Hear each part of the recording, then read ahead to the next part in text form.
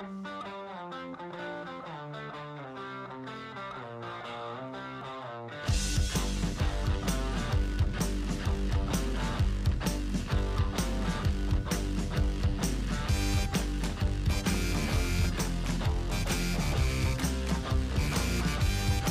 do you do? Nice and broad. Okay, well, I'm basically an academic in the School of Chemistry, and my main area of research is polymer science. But so I do a lot of research. I don't really have the luxury anymore to be in the lab, although I think it's really a lot of fun. Because as an academic, you have a lot of administrative stuff as well, and of course I try to teach. How did you come to doing this, and what inspired you to do so? Well, probably like most of you guys, you probably really like chemistry in school, and or science in school. I just found it really fascinating, you know, how everything works around us, and I always liked chemistry. I always liked doing experiments at school, and I thought, that's what I want to do. Back then I had this idea, so till I'm sort of 70, I'm going to do experiments in the lab, blow things up. And that pretty much got me into studying chemistry. But I never really went out to become an academic. I just thought, well, I just study and see what's happening. Has this always been what you want to do, I suppose? Chemistry, definitely. I always was very passionate about chemistry. But I didn't really have an idea where the job's going to take me. So I just, as I said, I just started studying chemistry. Then I did my PhD, and then I did a postdoc, and somehow I ended up here. Was there a motive to move from Germany, or?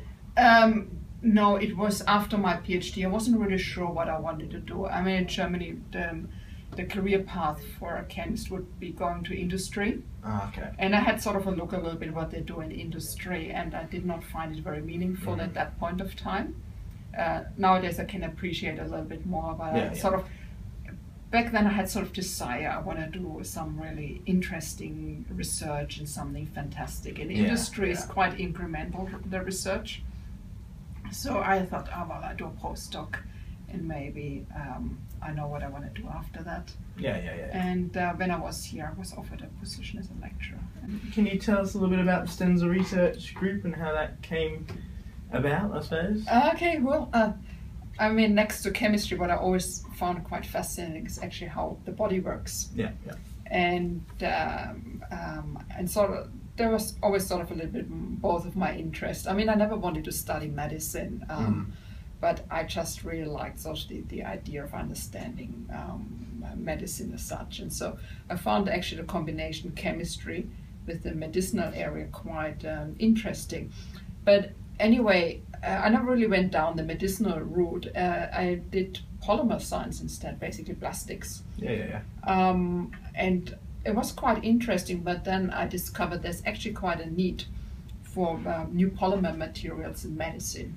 For example, for implants and for drug delivery, and that's where I am. So it's kind of like bridging the gap between biology and chemistry. Pretty much, yeah. I mean, I still do fundamental polymer science, but I work a lot with people from hospitals. Oh, that's cool. And so we basically try to develop little plastic nanoparticles to deliver the drugs. Oh, that's cool. What skills are important to your work? Like, what do you think is important skills for a scientific profession? Patience. Perseverance. I mean, you probably have to be clever, but I found the people I work with, the ones that do best are people who are really quite creative as well. I have sort of some crazy ideas sometimes, and they're just also really persistent. You know, they want to do it, and they don't give up if things are not going the way they should go. What do you recall of your first year of uni?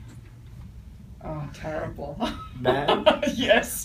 Not enough work, or not enjoyable? No, I think it's sort of the first time being away from home, living by myself, having all this freedom. Yeah. And not taking studies too serious at that time because there was all this freedom, you know, you could get out whenever you wanted. Yeah, and, definitely. I just moved out. And of course, it's quite overwhelming. You know, you come from school and you have this one-to-one interaction with your teacher, and you can always come up and ask things, and your teacher knows where you're standing. Now at university, you have these massive lectures with 300-400 people, and nobody asks you if you're okay. Yeah. And I think this is it takes a little bit of time getting used to. And so I think the first year is really quite overwhelming for a lot of students. And the second year usually gets a bit better. Yeah, but that's sort of the thing I remember, that nobody asked me if I'm okay in terms of, did you understand that? You feel sort of a little bit alone, but it's that's sort of my memory from first year. If there was to be a movie of your life, what would the title be, what would the genre be, and who would play you? Like what actor, actress? Kate Blanchett. Of course. No, who would, what would the title be? Oh, Jesus, in the genre. Probably would be a little bit of comedy. Yeah, a little bit of comedy. Yeah, not a tragedy.